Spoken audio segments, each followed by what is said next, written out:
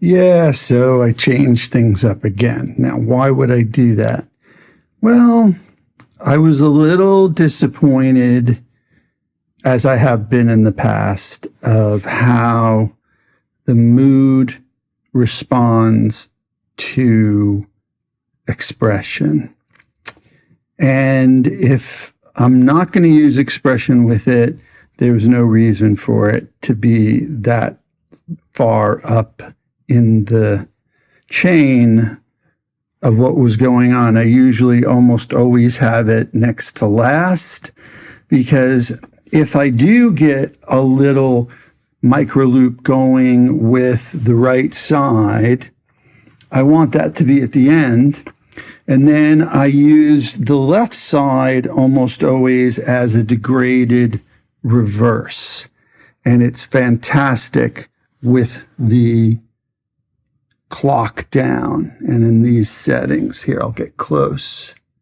Those settings are super fantastic. Everything else I'm groovy with. The only other problem was that I need, for me to get a micro loop, I want to hit it what I'm playing with certain modulation and other effects. And I miss the dweller. I love what the dweller does to micro loops when you put the dweller before the mood or any micro loop style device.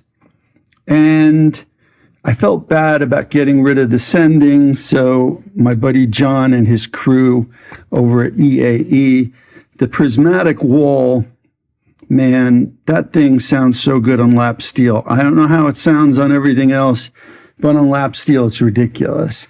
And I mentioned in the last video how amazing the Onward is with this random pedal brains expression. And you can control the intensity and dial in which preset of expression you want. This is the random expression that's going on now, exactly how you see the lights, but you can make whatever you want. I think you can even upload your own. So I was just unhappy with that performance, that cinematic lap steel performance with this live board, this rig board here. So I brought the Onward back. I put in the prismatic wall, the dweller, moved the mood. Now I have a couple of things coming in the mail in the next few weeks. And though they're cool, I don't think they're going to unseat this, because I just did a quick run through and it's exactly what I want for me. I love it texturally. I love it granularly. And one of the things coming in the mail is the new version of the backlinks, the Pladask Elektrisk backlinks. I can say that because I'm Norwegian. And, but I don't think it's going to give me anything that will supplant this for my live performances. Yes, it's going to be cool, and I may eat my words, but where would I put it? So what I'm going to do right now is just do a quick little performance to wash the taste of yesterday's out of my mouth and show you just a little what this can do. I'll try to play less. It won't be as noisy. And hopefully it'll be groovy and exactly what I want it to be, which yesterday's wasn't, just being honest. I think this is perfect. And it's not unlike other setups I've done before, just more compact because it's 14 by 11. And I got to say, that Hotone Ampero Mini, that thing's ridiculous. Here, let me move the expression pedal. I've programmed a bunch of presets and they're all fantastic. And I'm not even using the amps. For an amp, I'm going into exactly what you see here with the Quilter Direct amp. That's what I'm using for an amp for these performances. Those are the settings and that's it. So let's give this a whirl. Let me know what you think. Thanks for watching. And one more thing before I start playing, and this relates to the performance yesterday, or maybe you're seeing it the day before yesterday when this hits, is that sometimes certain effects, despite our best intentions, just don't play well together. They don't speak to each other well. They don't go in a certain place in the chain the way you want to.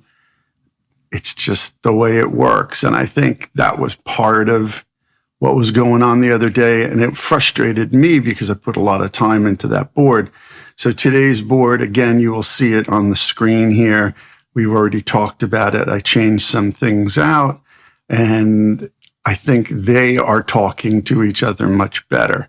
And that's something to consider for all of you every time you put a board together. You can plan, you can sketch, you can size up, you can, do whatever. And it doesn't matter sometimes because not all kids play well on the playground. The other thing I wanted to point out for some of you who don't maybe like expression pedals or like them and use them, but maybe want a different option. This is Pome from the Audio Cultivation Project. I know they're hard to get. Let's do a little zoom in there. What this is this is a non-linear, well, how do we say? It's a non-foot based expression pedal. It's based on your dynamics. So you actually plug into this first, and then out of this into your expression pedal. And then you can take another output and go to your board so that you're really not losing any fidelity and that it's only controlling that expression pedal. I found this to be really super cool with some of the fancier, new, complicated devices that do many, many things.